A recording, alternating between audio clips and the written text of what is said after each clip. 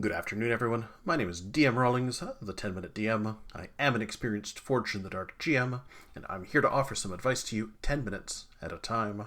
And today we're going to talk about one of Blades in the Dark's mechanics, the Fortune Roll.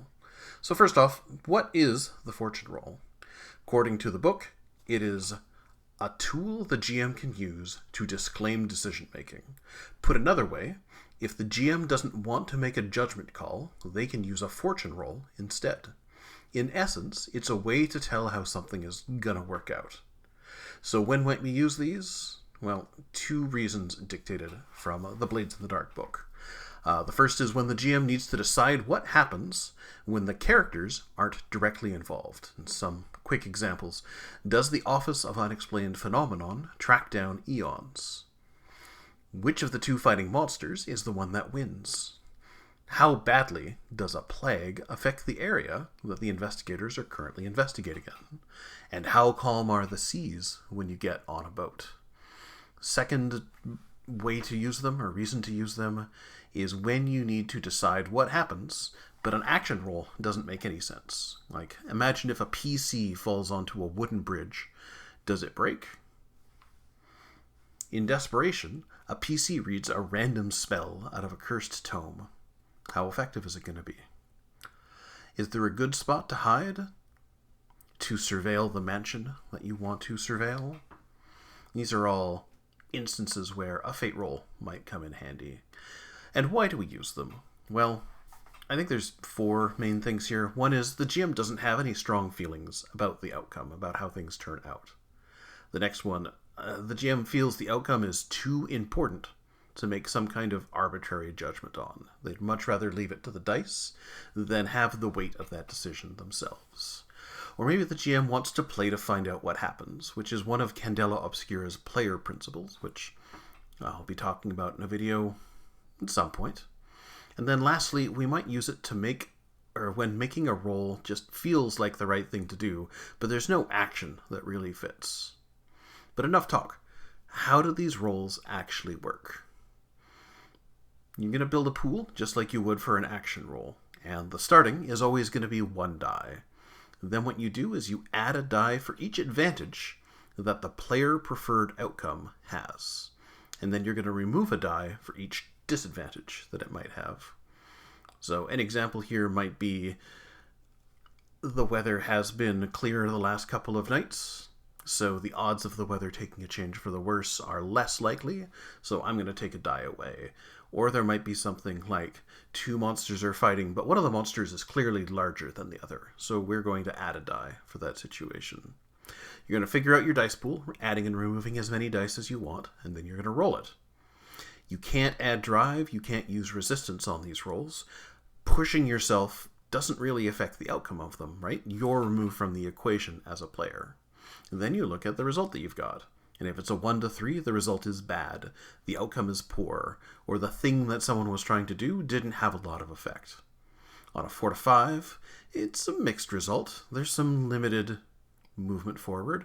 There's a partial effect that happens. And then on a 6, it's a good result. There's a standard outcome, and the full effect has come through. From there, you'll just narrate the results based on how the dice lay. And normally, just as a thing, I tend to have a lucky player make the roll, since Candela and other Forge in the Dark games are generally games where the GM does not roll. Let's move on to some specific examples here. But before I do, I've promised myself that I want to get better at this. I'm DM Rawlings, the 10-Minute DM. I offer advice to new and learning GMs that are running Forge in the Dark games. I post once or twice a week, and if I'm making sense to you in this video, then please press that subscribe button if you want to get more of this. If you have questions, please add them in the comments. And that's all I got. Let's get back to our examples. So example number 1, how is the weather today? Let's say the outcome is a 1 to 3. Well, it's a dark and stormy night. Maybe it's a 4 and a 5. Mixed outcome. We have overcast skies. Maybe it's a little drizzly. Or on a 6, maybe it's a sunny, bright day. But context is important here. What if the players wanted concealment? That a dark and stormy night might wouldn't be an interference, but it's not getting in their way so much that it's actually a detriment. Well, you can always flip the tables around. A bad outcome might be a sunny, bright day with excellent sightlines, and a dark, stormy night might be the best possible outcome. So it really does demand looking at what is happening in the moment. What about this example? Are there any witnesses around when this supernatural effect goes down? On a 1 to 3, it's going to be at least one family, clearly interested in what your weirdo PCs are up to. On a 4 to 5, it's one fellow, it's a busy-looking mail delivery person. Or on a 6, there's no one in sight. Or again, maybe you want people to be surrounding you so that there's a feeling of safety. Once again, we can kind of flip the outcomes depending on the context. Last example. Will the Archduke remember this strange line of questioning later? On a 1 to 3, assuredly so. He's taken a shining to you. On a 4 to 5, certainly, if pressed to recall. But he talks to so many people, And then on a 6, it's doubtful. An important man has no patience for nonsense. At least in terms of if you want to go under the radar. But again, maybe the PCs wanted to leave an impression, in which case, once again, maybe it's the 1 to 3 result. That is the doubtful. They're not memorable. It really depends on what the PCs want. Anyways, I hope that this short little video has been helpful, and I hope that it gives you another tool to add to your GM toolkit that you can bust out in sessions.